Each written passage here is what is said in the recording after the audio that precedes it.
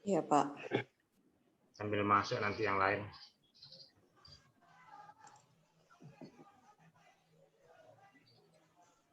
Bismillahirrahmanirrahim. Assalamualaikum warahmatullahi wabarakatuh. Selamat siang. Warahmatullahi wabarakatuh. Siang, Pak. Pertemuan ke-8. Saya sudah buat materinya. Kita sampai pertemuan ke-10 ternyata. Jadi sampai berakhirnya puasa ini di tanggal 8 Mei. Nah, di 8 Mei itu pertemuan ke-10. Nah, setelah Lebaran kita praktek di kampus. Disiapin semua materi itu, diselesaikan itu kan. Nah, sampai ke putusannya. Kemarin kita sudah bicara soal konsep narasinya seperti apa. Itu berdasarkan keterangan saksi. Itu tinggal disiapkan semua. Jadi habis Lebaran kita praktek.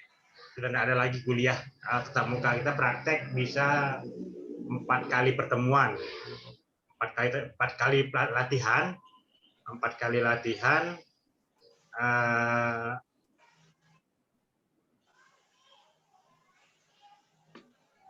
Maksudnya 4 kali latihan, 1 kali ujian langsung.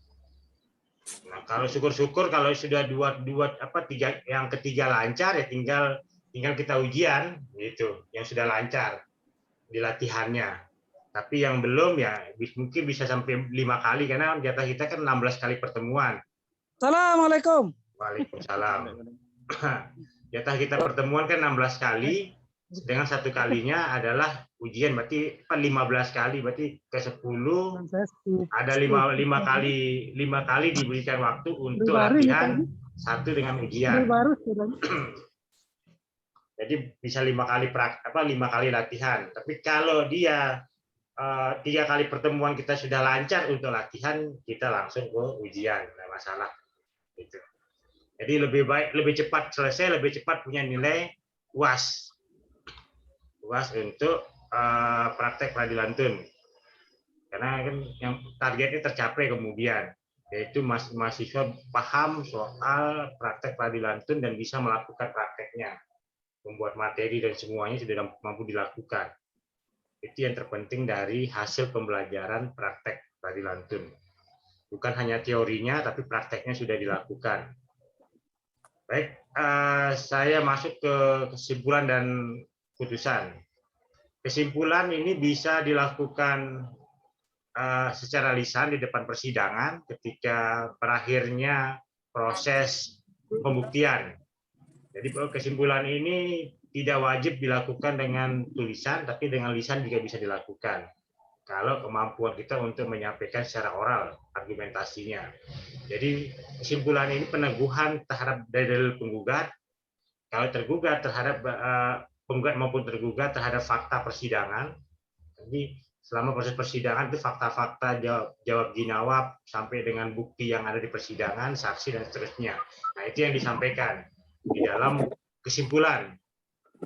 Dia bisa lisan secara oral di depan persidangan atau secara tertulis. Nah, itu bisa dilakukan. Dia bukan kewajiban kemudian. Jadi sidang kesimpulan ini bukan kewajiban. Boleh mengajukan, boleh juga tidak mengajukan di dalam persidangannya. Makanya tetapi lebih baik itu mengajukan, karena itu mengkonstruksi kita untuk meyakinkan hakim apa yang sudah dilakukan dalam proses jawab jinawab dan proses pembuktian. Itu terpenting, itu yang penting dari pentingnya kemudian sebuah kesimpulan. Nah, setelah kesimpulan itu ada putusan. Putusan ini menjadi rohnya kemudian. Inilah mahkotanya hakim.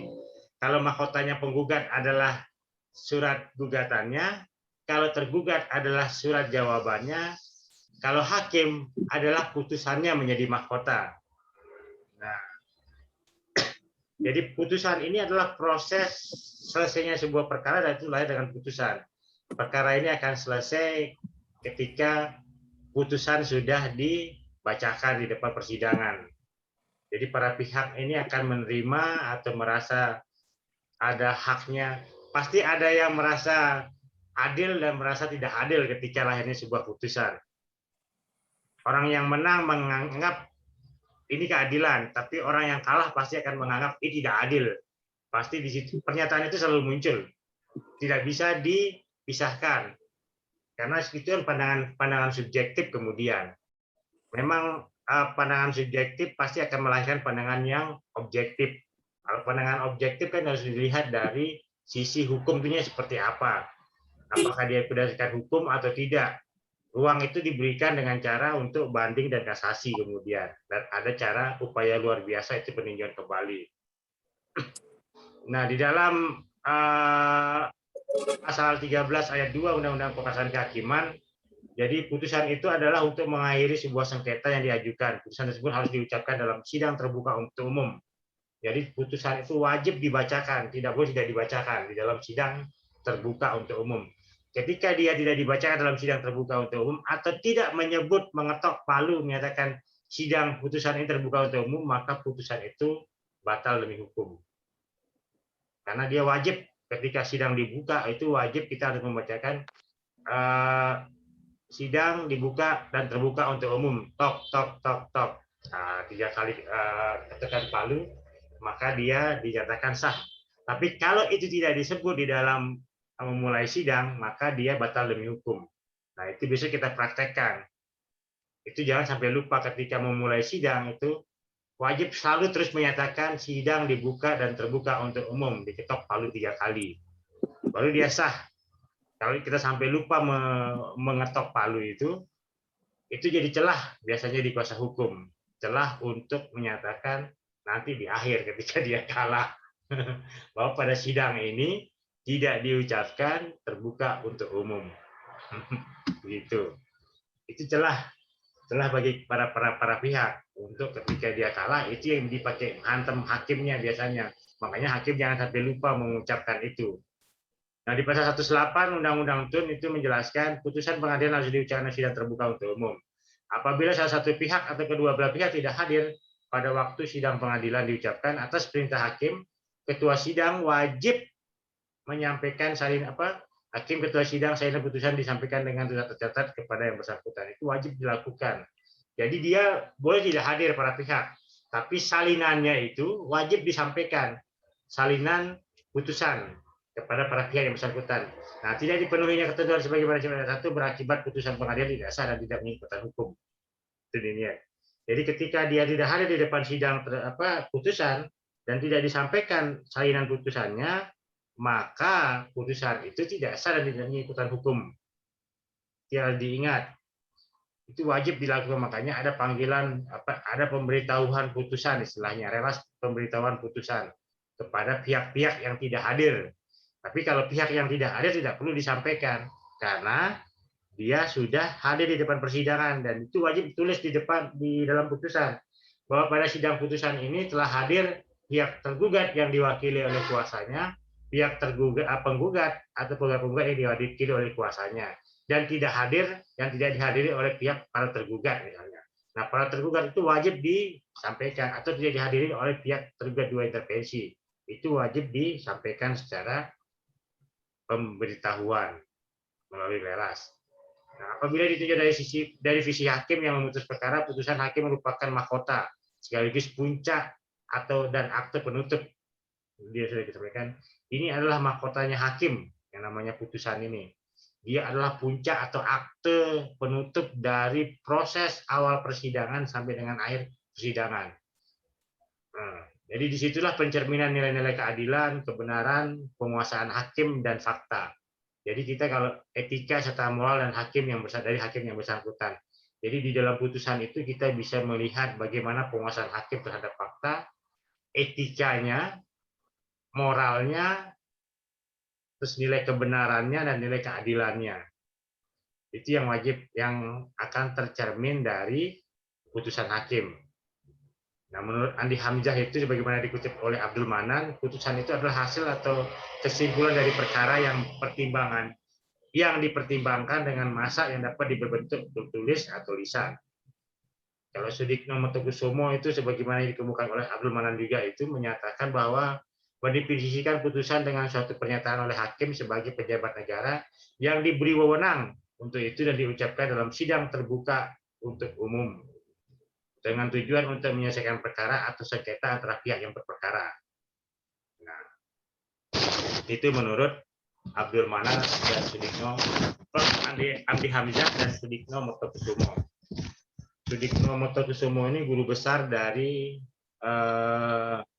Universitas Indonesia. Kalau Andi Hamzah ini guru besar dari Universitas Diponegoro.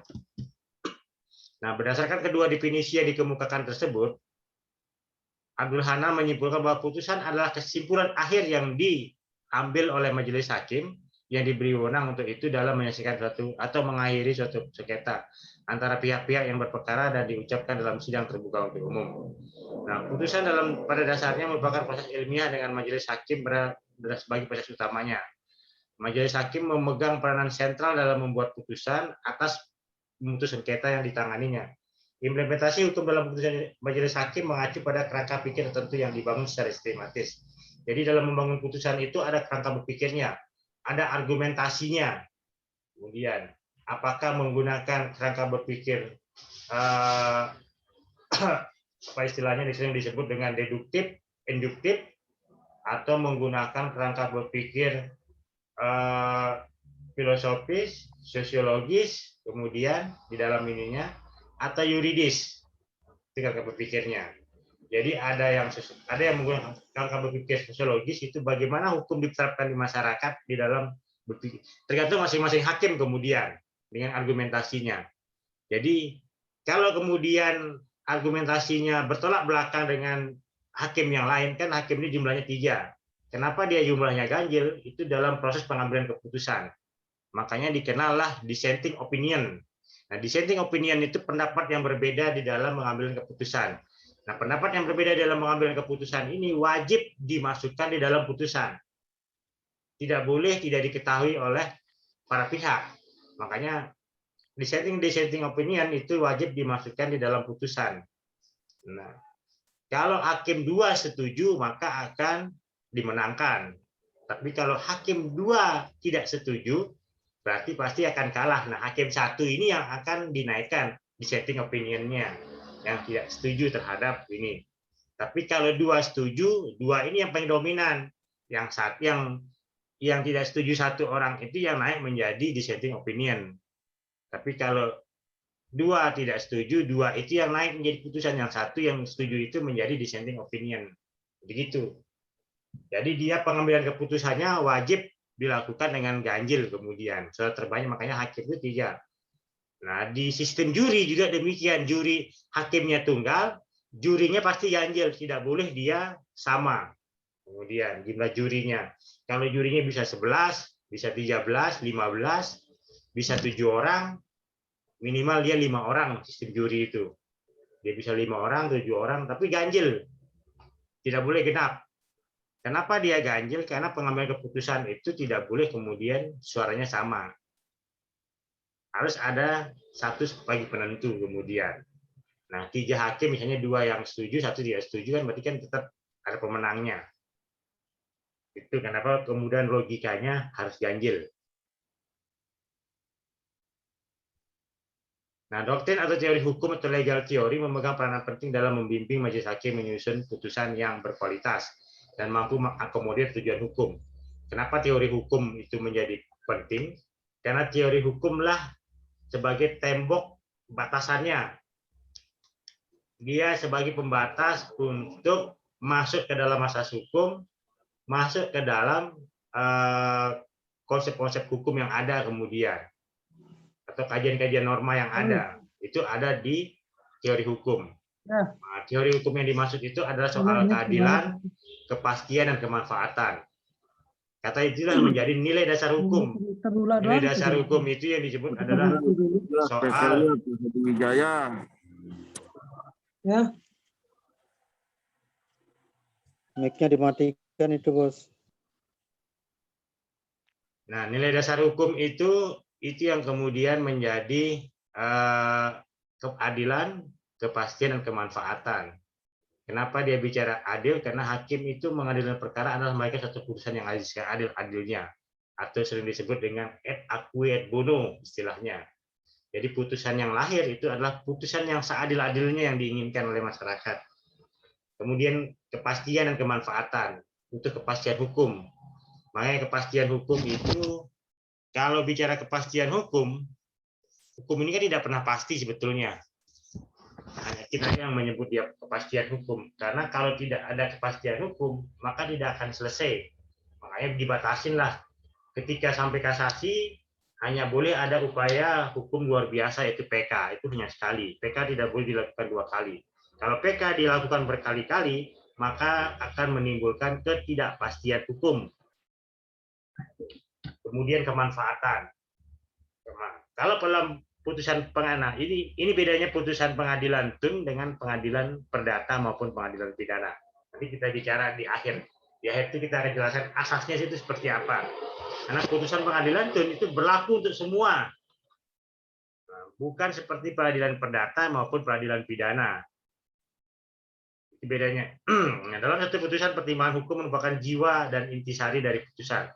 Jadi pertimbangan bukan di diktumnya, tapi isi pertimbangan hukumnya yang menjadi kemudian roh atau spirit dari putusan hakim tun. Maupun perdata maupun pidana itu spiritnya itu ada di pertimbangan hukumnya. Pertimbangan hukum itu berisi analisis, argumentasi, pendapat, atau kesimpulan hukum dari majelis hakim yang memeriksa perkara. Di situ ada analisis hukumnya, ada argumentasi hukumnya, ada pendapat hukumnya atau legal opinion-nya, ada kesimpulannya, konklusinya kemudian. Jadi 4 hal itu ada di dalam pertimbangan hukum. Nah, dalam pertimbangan hukum tersebut dikemukakan analisis yang jelas berdasarkan undang-undang pembuktian tentang apakah alat bukti yang diajukan penggugat dan tergugat memenuhi syarat formal dan material. Di situ. Syarat formilnya apakah dia akte otentik, akte di bawah tangan, atau kopi dari fotokopi. Kalau kopi dari fotokopi maka tidak dianggap sebagai alat bukti. Itu yang diuji secara formil. Nah, secara material, apakah dia bersesuaian tidak dengan fakta persidangan atau fakta yang mau dibuktikan oleh para pihak. Itu yang disebut dengan syarat materialnya dari sebuah alat bukti. Misalnya kita mengajukan sengketa tanah, tapi alat bukti yang kita ajukan adalah soal kemudian ijazah misalnya. Nah, apakah dia bersesuaian atau tidak dengan ijazah tersebut? Ternyata maksud dari penggugat mengajukan ijazah itu, misalnya ada eksepsi terkait soal dengan umur misalnya. Umur dari penggugat atau umur dari saksi penggugat. Di situ menjelaskan umur saksi penggugat yang diajukan oleh tergugat itu adalah sekian umurnya berdasarkan keterangan ijazah ini misalnya. Itu bersesuaian, bisa dianggap tidak bersesuaian oleh hakim, tapi menurut penggugat itu adalah bersesuaian. Dan itu yang harus dijelaskan untuk menemukan fakta yang tadi dimaksud dengan syarat material. Kemudian alat bukti yang mana yang mencapai batas minimal pembuktian. Nah, batas minimal pembuktian itu tadi soal akte otentik, akte di bawah tangan, akte yang surat di bawah tangan yang dijelaskan oleh para pihak di depan persidangan oleh saksi itu kemudian menjadi akte otentik. Itu bisa itu disebut dengan batas minimal. Nah, kemudian berapa orang saksi? Karena ada asasnya unus testis, nullus testis. Satu saksi bukan saksi. Karena satu orang saksi itu dia dianggap sebagai saksi, dia minimal harus ada 2 orang saksi yang dihadirkan di depan persidangan. Nah, saksi yang dihadirkan di depan persidangan itu adalah saksi yang melihat sendiri, mendengar sendiri, dan dia yang melihat sendiri, mendengar, melakukan, itu bisa dianggap sebagai saksi fakta. Nah, ada yang disebut juga dengan saksi de auditu. Saksi yang mendengar dari orang lain, mengetahui dari orang lain, tidak ada pada peristiwa tersebut, itu disebut dengan saksi de auditu atau testimoni de auditu. Keterangan saksi yang didengar dari orang lain bukan dianggap sebagai saksi. Dongeng. Bisa berdongeng, bisa dia begambrah istilahnya. Dia bergambrah gitu kan, bisa itu juga. Dia yang bergambrah padahal dia tidak tahu gitu kan. Ya, dongeng. Nah, itu yang disebut dengan testimoni de auditu istilahnya. Nah, kemudian tadi soal kemudian ahli, seberapa kualitas ahli yang diajukan. Misalnya kita mau mengajukan ahli administrasi, tapi yang kita ajukan adalah ahli hukum tata negara, itu kan tidak nyambung kemudian. Jadi Jadi pengetahuan hakim soal administrasi itu tidak kuat, karena pengetahuan hakim itu hanya soal hukum tata negara, itu pernah terjadi soalnya. Memang hukum tata negara itu induknya, tapi belum tentu dia paham speed dari hukum administrasi. Itu harus dibedakan. Boleh dia jurusan SIP, saya ilmu pemerintahan, belum tentu dia paham soal administrasi negara. Karena hukum administrasi negara sama ilmu pemerintahan itu beda. Itu harus dipahami. Nah, dia mengajukan kemudian saksi seorang ilmu pemerintahan, bukan hukum administrasi negara, ahli ini. Maka itu dapat diperdebatkan kemudian, karena dia bukan ahli hukum administrasi, tapi dia ahli dalam ilmu pemerintahan. Karena bedakan, kalau ilmu pemerintahan orientasinya bukan hukumnya, dia lebih kepada kekuasaannya. Gitu. Kemudian dalil gugatan apa saja yang dan dalil bantahan apa saja yang sudah terbukti, itu yang dibuktikan di dalam putusan. Mana yang terbukti di dalam dalil gugatannya, mana yang terbukti di dalam dalil bantahannya, itu diuraikan dalam putusan. Itu yang diuraikan. Yang keempat, sejauh mana nilai kekuatan pembuktian yang dimiliki oleh para pihak. Tadi itu mana yang alat bukti surat, saksi dan ahli. Itu yang terurai kemudian. Itu yang kemudian menjadi dasar dibuatnya sebuah putusan pertimbangan hukum. Nah, selanjutnya diikuti dengan analisis hukum. Hukum apa yang diterapkan untuk menyelesaikan perkara tersebut, berarti tolak dari analisis itu. Jadi hukum apa yang mau diambil? Apakah hukum pemerintahan desa? Apakah hukum pemerintahan daerah? Apakah hukum administrasi desa atau administrasi pemerintahan kemudian yang digunakan? Atau hukum lingkungan atau hukum kehutanan ketika menguji SK kehutanan misalnya. Tapi dalam gugatan kita adalah soal lingkungan. Nah, hukum yang mana yang mau digunakan? Itu analisisnya kemudian di dalam pertimbangan hukum. Nah, disitulah kita melihat kemampuan seorang hakim membuat sebuah putusan. Bagaimana dia mengkonstruksinya. Kemudian argumentasinya objektif dan rasional. Objektif dan rasional tidak. Atau lebih kepada subjektif tapi rasional. Harus dibedakan. Ada objektif yang rasional, ada yang subjektif rasional. Kalau subjektif rasional itu tidak dibolehkan. Dia harus objektif rasional. Pihak mana yang mampu membuktikan dalil gugatan dan dalil bantahannya sesuai dengan ketentuan hukum yang diterapkan. Nah, dari hasil argumentasi itulah maka hakim menjelaskan pendapatnya apa saja yang terbukti dan yang tidak terbukti, dirumuskan menjadi kesimpulan hukum, konklusi istilahnya. Sebagian dasar landasan penyelesaian perkara yang dituangkan dalam diktum putusan. Baru dia diktum putusan menyatakan menolak putusan para penggugat atau menyatakan gugatan para penggugat tidak dapat diterima atau mengabulkan gugatan penggugat untuk sebagian. Nah, itu bisa dilakukan. Itu diktumnya. Nah, apabila putusan tidak lengkap dan sesama mendeskripsikan dan mempertimbangkan alat bukti dan nilai kekuatan pembuktian, mengakibatkan putusan dianggap tidak cukup atau pertimbangan hukumnya adalah unfounded, demotivated. Jadi putusan yang kurang mempertimbangkan. Nah, dalam putusan tersebut bertentangan dengan pasal 178 ayat 1 HIR, pasal 189 RBJ, 14 ayat 2 Undang-Undang Nomor 48 tentang Kewajiban Kehakiman. Nah, di sini kemudian peluangnya. Di sini yang paling banyak kemudian para pihak menjadi dasar untuk mengajukan banding maupun kasasi. Karena banyaknya pertimbangan hukum yang belum dipertimbangkan kemudian. Misalnya hakim menyatakan surat alat bukti nomor sekian sampai nomor sekian tidak perlu dipertimbangkan karena tidak memiliki kekuatan pembuktian misalnya menurut hakim. Nah, disitulah peran kuasa hukum atau para pihak untuk menguji pernyataan hakim yang menyatakan alat bukti yang sudah diajukan di depan persidangan itu tidak dipertimbangkan. Itu yang kemudian dikenal dengan asas unfounded demotivated. Kurang cukup pertimbangan hukum, tidak cukup pertimbangan hukumnya hakim. Ini asas pertama menjadi dasar untuk mengajukan banding dan kasasi. Diatur di pasal 178, 89 RBJ, 14 ayat 2 Undang-Undang Kewajiban Kehakiman. Itu diberi peluang kalau tidak dipertimbangkan. Kemudian 178 ayat 1 HIR pasal 189 ayat 1 RBJ dalam rapat pemusyawaratan karena penjabatannya hakim harus menambah dasar dan dasar hukum yang dikemukakan oleh para pihak.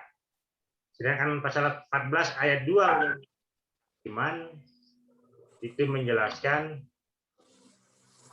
dalam sidang pemusyawaratan hakim, setiap hakim wajib menyampaikan pertimbangan atau pendapat tertulis terhadap perkara yang sedang diperiksa dan menjadi bagian dari tidak terpisahkan dari putusan.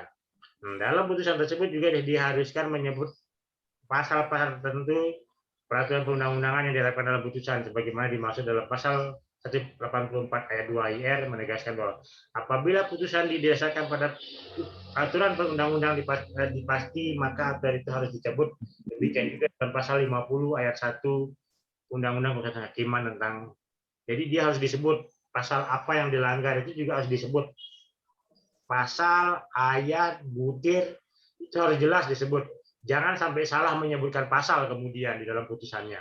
Itu menjadi peluang untuk para pihak mengajukan, menyatakan kurang pertimbangan hukum.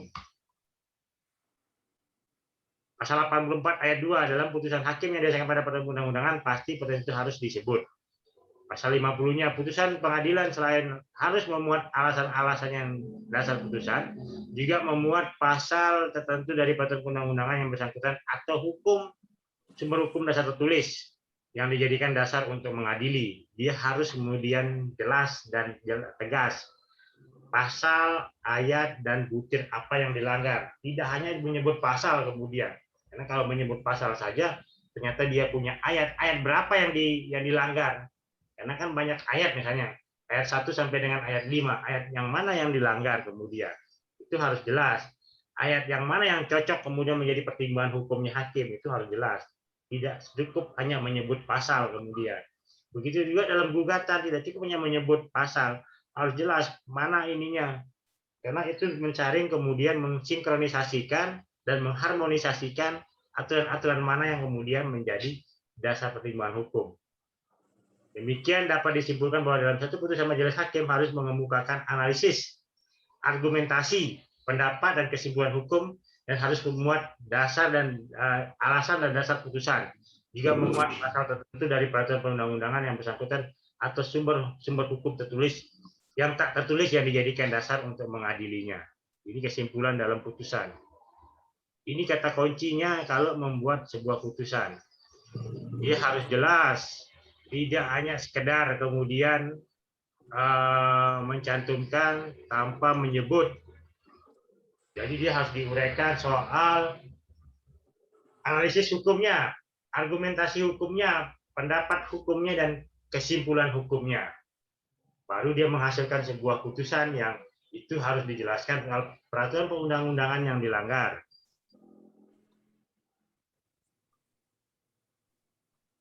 Begitu.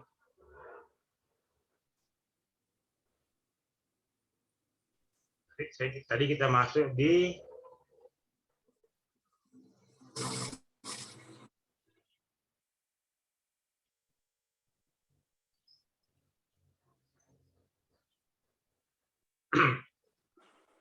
dalam mengambil keputusan, masing-masing hakim mempunyai hak yang sama dalam melakukan 3 tahap yang mesti dilakukan hakim untuk memperoleh putusan yang baik dan benar.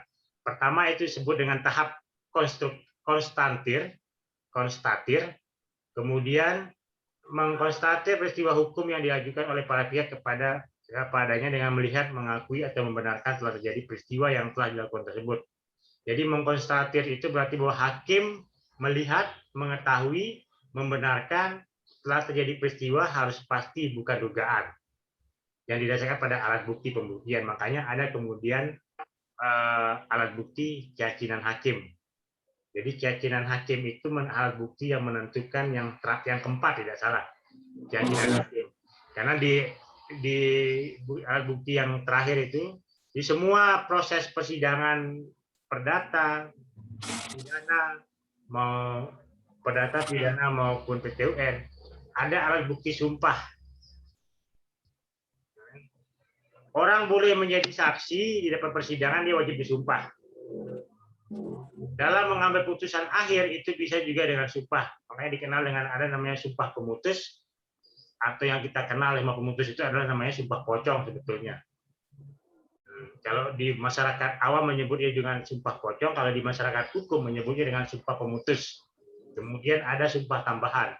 Sumpah tambahan ini sumpah yang diminta oleh para pihak. Misalnya, contoh, saya sudah beli tanahmu, oh dia tidak ngaku, saya hanya menggade, tidak menjual katanya.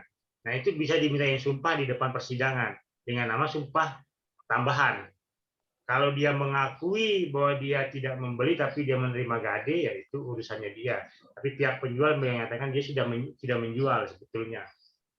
Itu banyak terjadi. Itu yang disebut dalam hukum itu namanya sumpah tambahan. Kalau sumpah pemutus itu nanti bisa dilakukan di masjid dimanapun. Itu yang menjadi sumpah di akhir. Kemudian sumpah memutus dari suatu berakhirnya satu perkara. Proses pembuktian dimulai dengan meletakkan alat bukti yang tepat kepada siapa bukan bukti yang ditimpakan, menilai alat bukti yang diajukan apakah alat bukti tersebut memenuhi syarat formil, syarat material, dan seterusnya. Menentukan bukti dan seterusnya itu mengkonstruktir.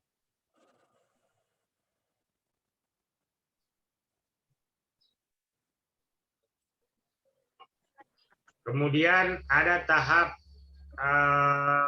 kualifikasi. Tahap kualifikasi tadi sudah mengkonstruktir, kemudian ada tahap kedua yaitu tahap kualifikasi. Tahap kualifikasi itu tahap mengkualifikasi peristiwa hukum yang diajukan kepada pihak-pihak kepadanya. Peristiwa yang telah dikonstruktir itu sebagai peristiwa yang benar terjadi harus dikualifikasi.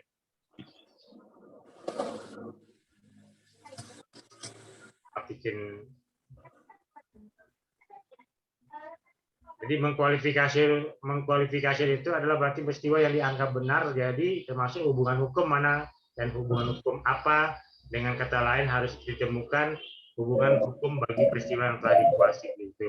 Jadi mengkualifikasi berarti mencari menentukan hubungan hukum terhadap dalil peristiwa yang telah dibuktikan. Hakim menilai terhadap dalil peristiwa yang terbukti itu, dalil peristiwa yang tidak terbukti, dan peristiwa perundang-undangan merupakan hukum material yang dapat dikatakan sebagai peristiwa yang telah dikonstruktir istilahnya. Ada pertanyaan dulu, silakan. Agak berat mulai kita menjelaskan. Ada yang bertanya, silakan.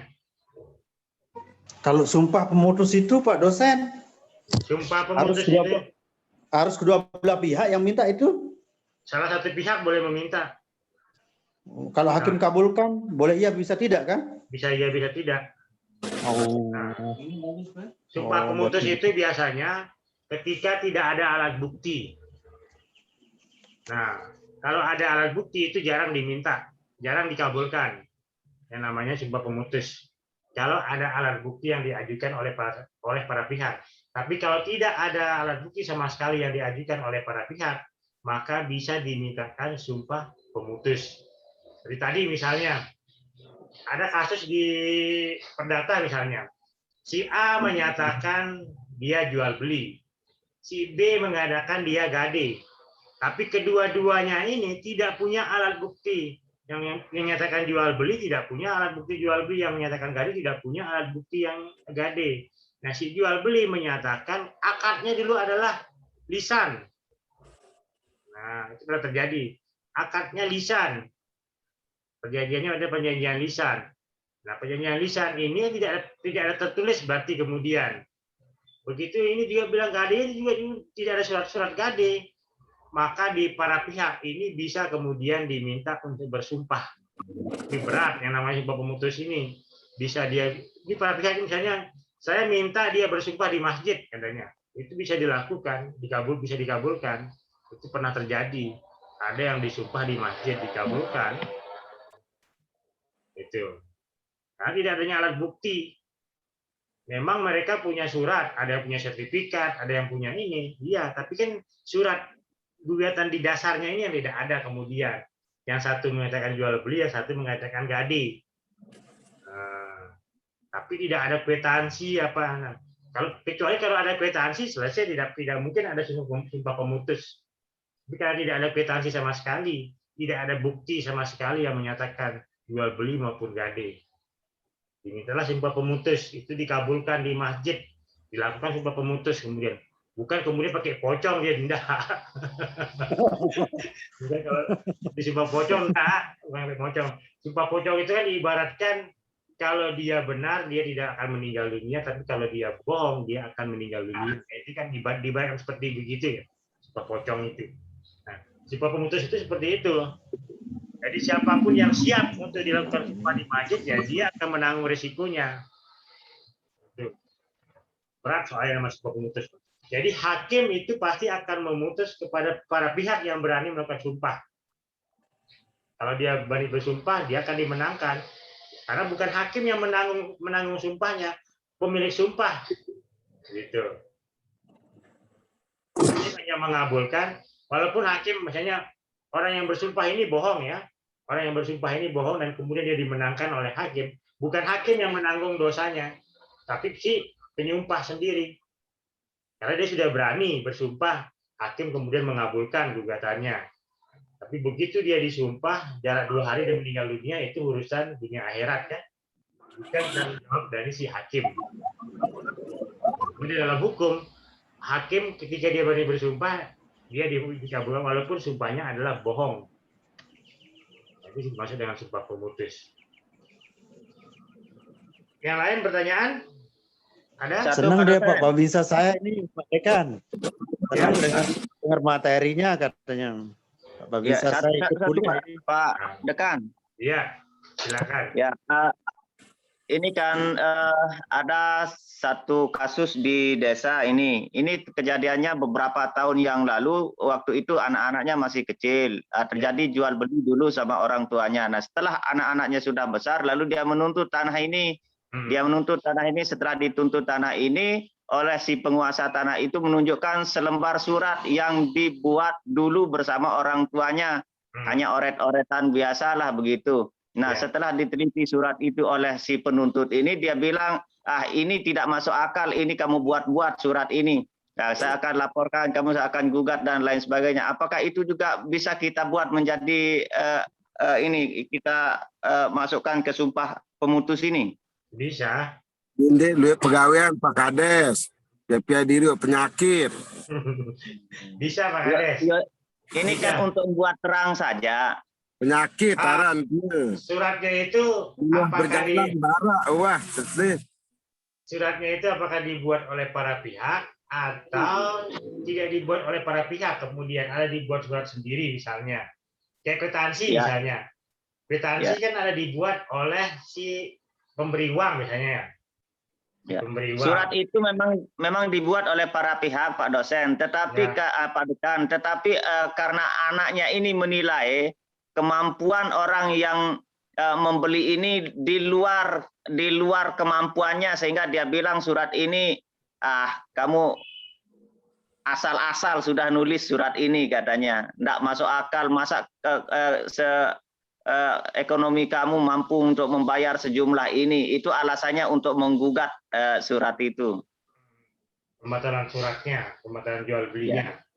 Yang sudah terjadi tahun 30 tahun yang lalu. Daluarsa itu.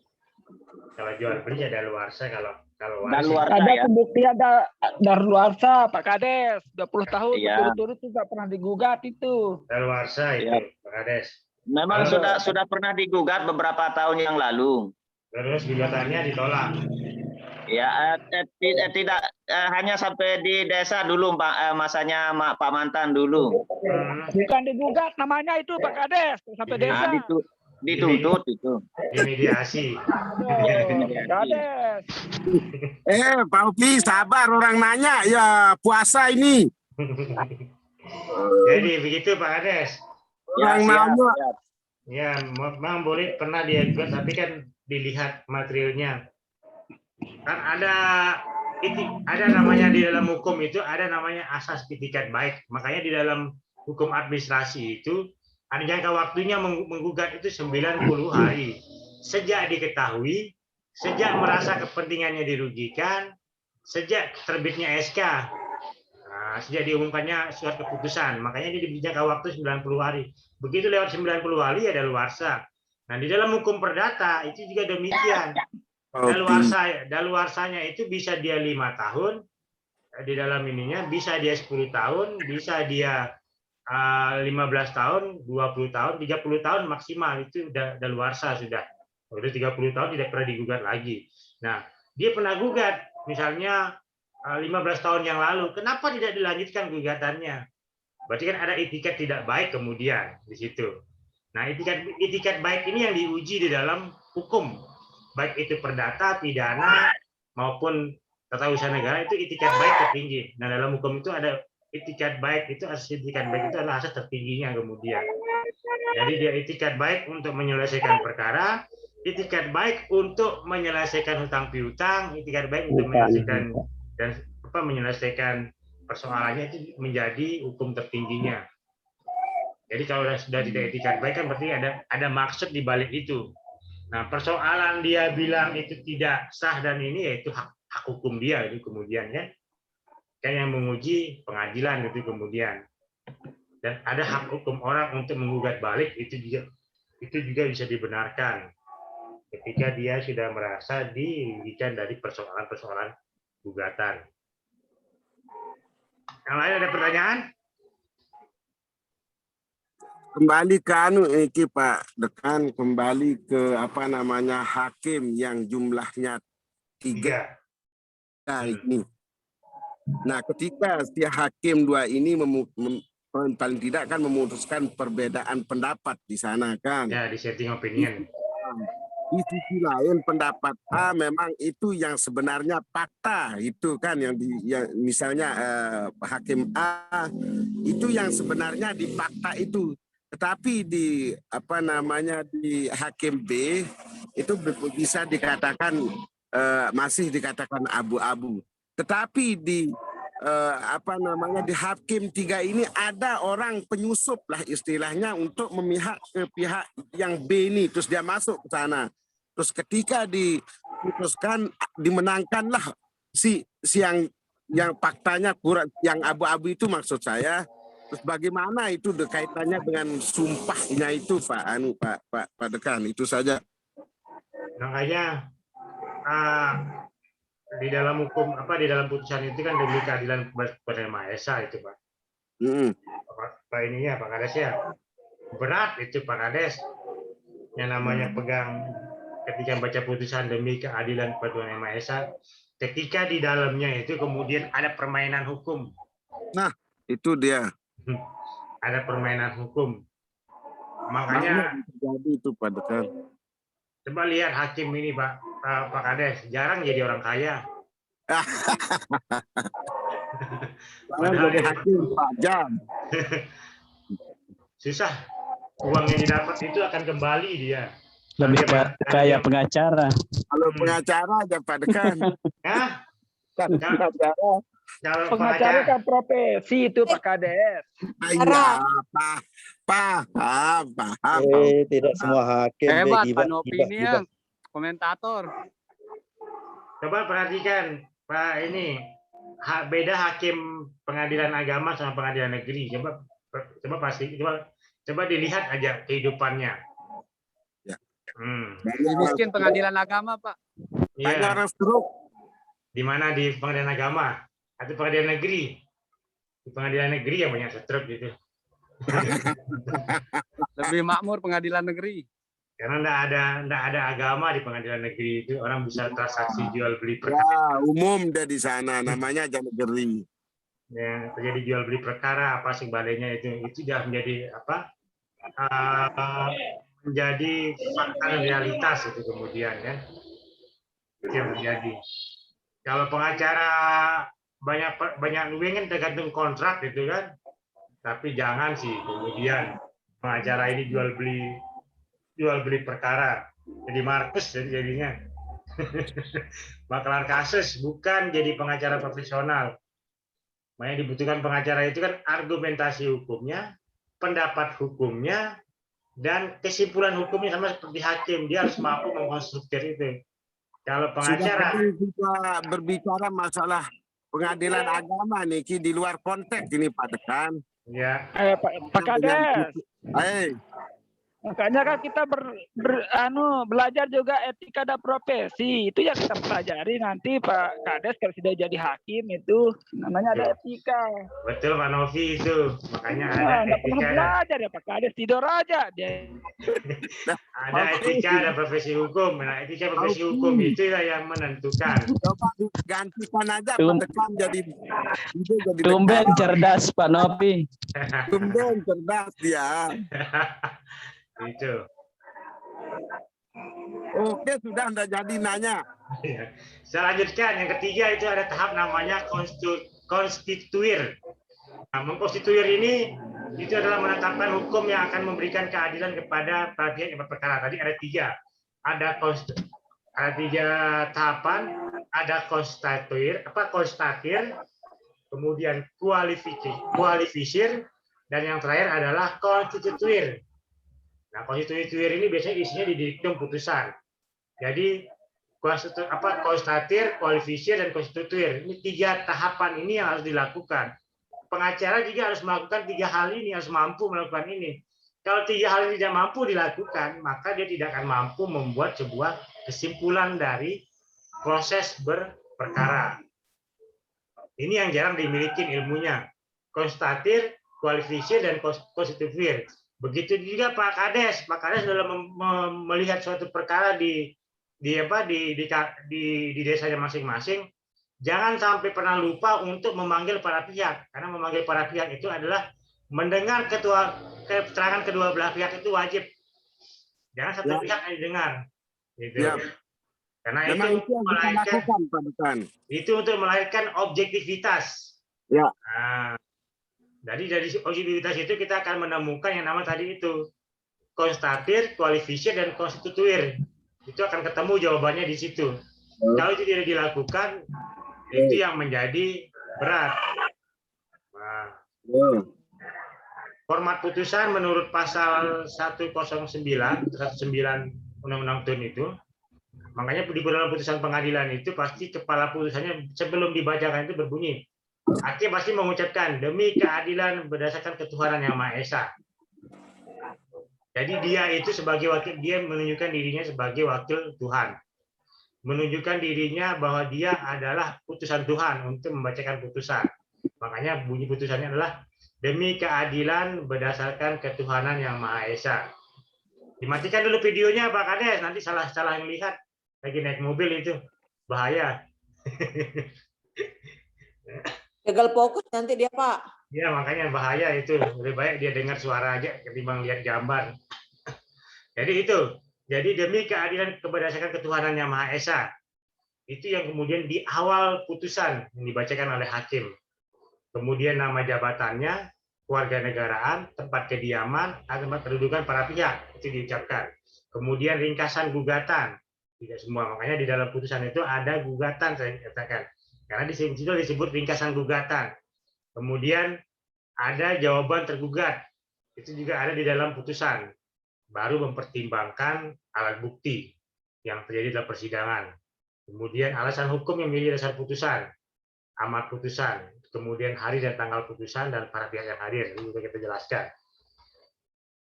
Tidak dipenuhinya salah satu ketentuan sebagaimana ayat 1 dapat menyebabkan batalnya putusan. Jadi kalau tidak memenuhi A sampai G, salah satu saja tidak disebutkan, maka putusan itu batal demi hukum. Beda dengan salah ketik. Kalau salah ketik masih bisa diperbaiki. Misalnya kita mau mengetik karena, tapi kekurangan A, arena, misalnya arena jadinya. Itu masih bisa diperbaiki karena salah ketik. Tapi kalau tidak disebut salah satu dari huruf A sampai huruf G, misalnya salah satu tidak disebut, maka batal demi hukum yang namanya putusan ini. Misalnya tidak disebut soal ringkasan, jawaban tergugat tidak disebut di dalam putusan, itu batal demi hukum. Saya pernah itu di dalam memori banding. Jadi di dalam memori banding, kalau memori bandingnya penggugat itu dijelaskan utuh. Nah, memori bandingnya tergugat itu tidak dijelaskan, dia hanya menjelaskan sesuai dengan memori banding yang diserahkan pada tanggal sekian. tidak diuraikan di dalam putusannya. Akhirnya saya kasasi menjelaskan soal tidak diuraikannya memori banding tergugat di dalam putusan banding. Di dalam memori kasasi kita uraikan. Ini itu dikabulkan. Semestinya harus adil. Kalau penggugat diuraikan di dalam A sampai dengan D misalnya memori bandingnya, begitu juga tergugat wajib juga diuraikan. Tidak cukup dengan menyatakan sesuai dengan memori banding yang dikabulkan. Itu cara untuk menguji kemudian. Harus jeli kita lihat sistematikanya. Apakah itu sudah disebutkan atau tidak. Karena itu tidak memenuhi syarat formil kemudian di dalam putusan. Makanya kemudian dikabulkan ini saya dikuatkanlah putusan pengadilan negeri. Seperti itu. Itu bukan perkara tun ya, tapi perkara perdata tadi soal tanah. Di dalam memori bandingnya tidak diiniin. Nah, jenis putusan itu ada 4. Ada putusan ditolak, ada gugatan dikabulkan, ada gugatan diterima, dan ada gugatan gugur. Nah, gugatan ditolak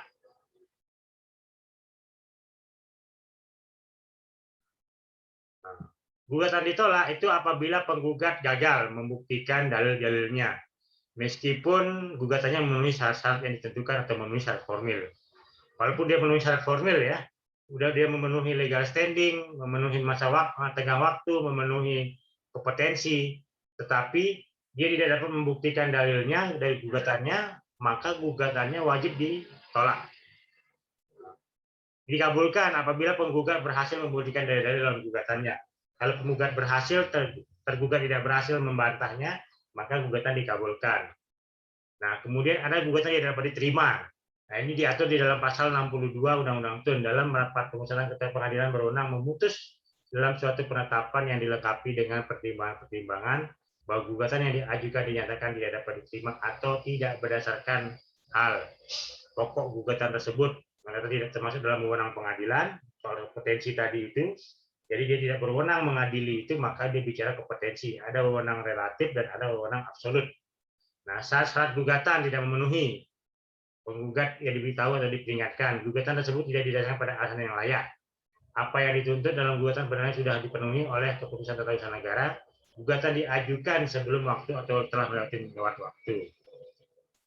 Dalam amar yang mengabulkan gugatan penggugat, hakim dapat menyebarkan tambahan kewajiban seperti pasal 57 ayat 9 Undang-Undang PT-UN, mencabut keputusan TUN yang disengketakan,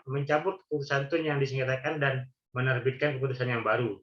Penerbitan keputusan TUN dalam hal gugatan didasarkan pada pasal 3 Undang-Undang Nomor 586, khusus dalam hal masalah kepegawaian, dapat pula ditambahkan gugatan ganti rugi atau rehabilitasi atau kompensasi. Jadi kalau pengadilan TUN itu maksimal 5 juta ganti ruginya. Beda dengan perdata bisa bermiliar-miliar. Tapi kalau di TUN hanya 5 juta karena yang diganti rugi adalah pejabat TUN atau negara. Jarang ada orang diganti, makanya salah orang kemudian meminta negara untuk mengganti rugi sekian miliar. Tidak bisa. Keputusan yang dibuat hanya diganti rugi 5 juta. Itu maksimal. Gugatan gugur, gugatan yang 2 kali dituntut tidak dihadir di persidangan tanpa alasan walaupun sudah dipanggil dengan patut. Jika sudah dipanggil dengan patut, maka dia dapat digugurkan. Nah, ini asas yang penting ini. Ada asas dalam pengadilan TUN yang namanya asas erga omnes. Putusan PT-UN itu berlaku dan mengikat untuk umum dan publik. Nah, itu yang maksudnya di awal kuliah tadi itu.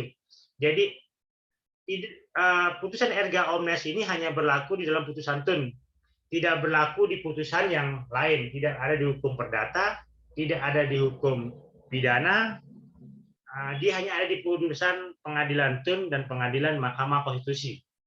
Jadi putusannya itu berlaku dan mengikat umum dan publik. Misalnya begini, putusan TUN yang 1 sudah menyatakan pemberhentian kepala dusun yang belum berumur 60 tahun itu bertentangan dengan pasal sekian. Itu berlaku umum di semua desa kemudian. Tetapi ada kemudian celah yang tidak diketahui oleh publik ini. Memang udah berapa kali orang menggugat kemudian sama putusannya. Begitu ada yang menggugat, ada yang ditolak kemudian. Karena ada apa? Ada proses hukum, ada fakta hukum yang baru yang dilihat kemudian. Misalnya contoh putusan Gapuk misalnya. Di tingkat pertama dia menang, penggugat ini, kadus-kadus ini menang, tapi di tingkat banding kemudian dia ditolak. Karena argumentasi hukumnya cukup bagus kemudian. Argumentasi hukum dari kuasa hukumnya, kepala desa itu menjelaskan, karena saya ini bertanggung jawab kepada bupati, mestinya bupati dilibatkan dalam perkara ini. Nah, itu yang terjadi di dalam putusan Gapuk dibandingnya. Akhirnya oleh pengadilan tinggi, karena ini dalam satu kesatuan pemerintahan, sistem pemerintahan yang satu, jadi logikanya masuk bupati di dalam pemberhentian, dalam gugatannya mestinya dilibatkan agar karena dia menjadi atasan dari kepala desa. Nah, itu yang kemudian dibuat menjadi hal yang berbeda dengan putusan hakim perdata mengkaitkan. Nah, asas larangan ultra petita, hakim tidak boleh memutus melebihi apa yang dituntut. Jadi hakim tidak boleh membuat pertimbangan sendiri atau memberikan dasar pertimbangan sendiri dari apa yang dituntut. Itu ultra petita. Tidak, itu tidak dibenarkan, baik di perdata, pidana maupun PT UN maupun pengadilan MK. Terus hakim asas larangan mencampur adukan kewenangan. Dat der rechter net of the stoel van der bestuur mag gaan zitten. Hakim tidak boleh duduk di kursi pemerintahan. Misalnya, hakim menerbitkan putusan yang isinya merupakan kewenangan eksekutif. Misalnya, hakim menetapkan nilai mata kuliah seorang dalam putusannya. Atau hakim menyatakan inilah sebagai pemenang kepala desa, misalnya dalam pemilihan pilkades. Itu tidak dibolehkan di dalam pengadilan TUN. Karena kewenangan itu hanya dimiliki oleh pengadilan Mahkamah Konstitusi. Di pengadilan TUN tidak dibenarkan. Yang diuji di pengadilan TUN adalah prosedur dan substansi, prosesnya dan substansinya yang diuji, bukan soal nilai berapa kemenangan tersebut. Makanya dia tidak boleh bertindak sebagai hakim duduk di dalam kursi pemerintahan, karena dia kursinya adalah kursi yudikatif. Soal kemenangan itu tidak dibolehkan, karena tidak diatur dalam konstitusi. Kemudian ada namanya asas reformatio in pius. Hakim dapat memutus hukuman yang membuat status kedudukan penggugat menjadi lebih buruk dari kondisi sebelum gugatan. Nah, misalnya penggugat PNS yang mangkir kerja 50 hari kerja dan menggugat ke PT UN karena dirinya dikenakan sanksi penurunan pangkat, maka hakim bisa memutuskan memberhentikan dengan tidak hormat sesuai dengan peraturan PP 53 tahun 2010. Itu bisa dilakukan. Padahal putusan keinginannya hanya dia diberikan sanksi turun pangkat di dalam ini, tapi oleh hakim dia bisa dituntut untuk diberhentikan dengan tidak hormat karena sudah tidak masuk 50 hari kerja atau mangkir. Nah, ini yang disebut dengan asas reformatio in pius. Gitu. Kepala desa misalnya dia meminta memutus untuk perangkat desanya itu diberi sanksi untuk diberhentikan sementara misalnya. Tapi hakim karena keputusannya, karena kewenangannya, karena asas reformatio in pius ini, dia bisa memberhentikan dengan tidak hormat apa yang diminta oleh si penggugat misalnya seperti itu, si tergugat misalnya. Maka ini kan kemudian menjadi lebih parah lagi itu yang dimaksud lebih kemudian mengerikan lagi atau lebih buruk lagi dari apa yang dibayangkan.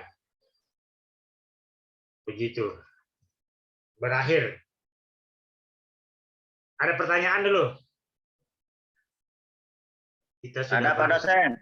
Ya, Pak Kades. Sila. Ya, Pak Dekan. Ini kan dalam gugatan ditolak.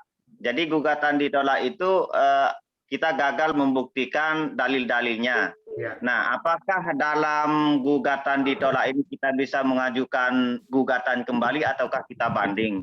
Yang kedua ada gugatan gugur.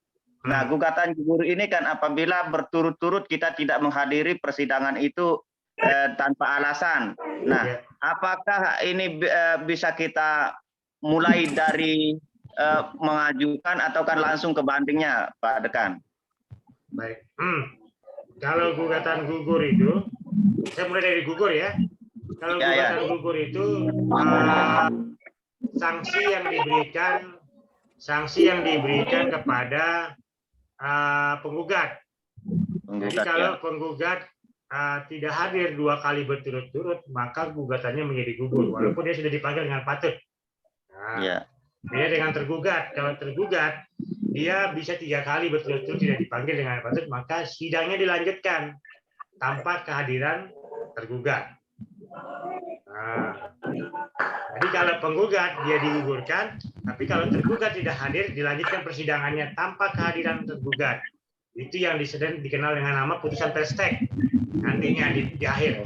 Jadi putusan perstek itu putusan tanpa kehadiran tergugat. Tapi tiba-tiba begini, ada banyak masalah. Tiba-tiba proses yang tadinya dilanjutkan dengan tanpa kehadiran tergugat itu sudah berjalan, tiba-tiba hadir tergugat masuk di tengah-tengah. Nah, oleh hakim dia diterima. Ada 2 pandangan kemudian dalam putusan perstek ini. Apakah hakim kemudian kembali ke proses awal tadi persidangan atau melanjutkan persidangan? Nah, di dalam hukum acara adalah melanjutkan persidangan tanpa, misalnya prosesnya sudah keterangan saksi, tiba-tiba dia masuk di keterangan saksi. Itu tidak boleh lagi diterima jawaban tergugat karena dia sudah dinyatakan tidak hadir di saat proses persidangan itu. Tidak boleh hakim kemudian kembali ke proses awal. Itu banyak terjadi di pengadilan agama kemudian. Di pengadilan agama kemudian kembali ke proses awal, itu yang kesalahannya dia tidak mengingin. Makanya kemudian di Mahkamah Agung itu banyak yang dibatalkan. Banyak yang kemudian dinyatakan apa yang dilakukan oleh hakim itu salah. Seharusnya dia mengikuti proses persidangan. Itu kalau perstek. Nah, kalau yang ditolak, ini kan ditolak ini disebut putusan positif ya. Putusan positif itu ditolak atau dikabulkan. Kalau yang ditolak, maka upaya hukumnya adalah banding, tidak bisa menggugat ulang. Kalau dia gugatan tidak dapat diterima, baru dia bisa menggugat ulang. Karena masih terkait dengan syarat formil belum dipenuhi. Nah, tapi hati-hati kalau di pengadilan Tun, kalau dia kemudian putusannya tidak dapat diterima, sudah lewat 90 hari, maka di situ jangka waktunya nanti. Kehati-hatiannya di situ 90 harinya itu. Jangan lewat 90 hari. Kalau sudah lewat 90 hari sejak kemudian putusan itu, tidak bisa kita menggugat ulang lagi. Itu di PT-UN. Karena kalau kita menggugat ulang lagi sudah 90 hari sejak kita ketahui. Tapi kalau di pengadilan perdata maupun pengadilan pengadilan umum, pengadilan agama masih bisa dilakukan gugat ulang, itu menggugat tidak dapat diterima untuk menggugat kembali. Tapi kalau di Tun itu 90 hari itu yang dilihat. Ada jangka waktu 90 hari itu. Begitu Pak Kades. Ya, sebentar untuk penjelasan saja ini Pak Dekan. Ya. Terkait dengan ketidakhadiran itu berturut-turut 2 kali. Nah, jadi kan itu oleh majelis hakim ketika ini yang penuntut ini misalnya tergugat ini hadir kembali akan dilanjutkan begitu ya Pak Dekan? Itu kalau tergugat. Kan tadi ya, kan ada kalau dia tidak hadir disebut putusannya dengan putusan perstek istilahnya. Iya. Nah, putusan perstek. Maksud saya Pak Dekan ini kan bahasanya ini gugatan gugur, artinya apakah gugatan gugur itu sudah stop prosesnya ataukah masih berlangsung Pak Dekan? Stop. Kalau gugur itu kan tidak hadirnya penggugat. Iya. Nah, berarti kalau kita kembali mengajukan berarti dilanjutkan begitu? Dilanjutkan kalau gugur, dilanjutkan. Tapi kalau di pengadilan itu hati-hati lihat 90 harinya. Jangan sampai lewat 90 hari. Sejak diketahui itu loh. Objek sengketanya kan 90 hari masa berlakunya. Sejak kita ketahui, sejak masa kepentingan kita dirugikan. Kalau kita lewat begitu gugur tapi sudah lewat 90 hari, tidak usah masukkan lagi. Pasti akan tidak dapat diterima gugatannya karena sudah 90 hari diketahui. Nah, itu Pak ya. Itu kalau di pengadilan Tun. Yang lain ada pertanyaan lagi? Halo, Tim Pak Dosen. Ya, tadi. Jadi yang ingin saya tanyakan di sini terkait dengan kasus perangkat desa tadi yang disebut contoh gapuk lah. Nah, yang di situ pada tahap pertama dia menang, kemudian tahap keduanya dipertimbangkan oleh hakim kalau tidak salah seperti itu, dan melibatkan laporannya melibatkan bupati. Bupati Nah, seharusnya digugat. Ya, bupatinya dalam pelibatan kepada bupati itu apa yang perlu kita ajukan tuntutan kepada Pak Bupati sehingga menguatkan Pak Kepala Desa Niki? Bukan Pak Bupatinya yang digugat, tapi Ya. kuasa hukumnya itu lupa. Penggugat ini seharusnya menarik Pak Bupati menjadi pihak di dalam perkara tersebut. Nah, nanti saya kasih putusannya ya. Ya. Supaya jadi bahan buat kades semua itu kalau digugat nanti sama perangkat desanya. Berarti itu kurang pihak larinya Pak Dekan ya? Iya, kurang pihak karena dia tidak menarik bupati selaku pihak bersama-sama dengan kepala desa. Ya. Nah, Paham Pak Dekan. di saya ada putusannya dan ada pertimbangan hukumnya teman kebetulan itu. Error in person, Pak Hadi, kurang pihak. Ini dia kurang pihak, dia tidak menarik bupati sebagai pihak. Makanya Bapak error in person no kayak Pak Nopi jatuh haji. Makanya ada dua putusan yang kepala desanya menang itu adalah Gapuk. Pak Ropi jamu kedua. Ya, itu Pak Dosen. Ada Gapuk sama Mamen Laut. Pak Haji Marsawan. Itu menang kepala desanya, walaupun digugat. Itu menang dia. Kalau yang lain kalah semua. Menang, penggugatnya menang semua kalau tempat lain. Tapi cuma dua kepala desa itu yang menang kemudian. Ada Korleko. Korleko ini 2 kali dia gugat, menang-menang terus penggugatnya. Kadusnya menang-menang terus, kalah terus Pak Kadesnya gitu kan. Tergantung kepandaian kita untuk membaca peluang hukum, isu hukumnya kemudian konstruktifnya. Begitu Pak Adi. Yang lain ada pertanyaan? Lancelah. Masih ada pertanyaan? Kalau Ya, tidak, Pak Dosen. kalau tidak ada kita akhiri. Ya. Ya. Saya akhiri. Ya, wabillahi taufiq wal hidayah. Wassalamualaikum warahmatullahi wabarakatuh. Waalaikumsalam warahmatullahi wabarakatuh. Warahmatullahi wabarakatuh. Kok Pak Dimas. Pak Dosen.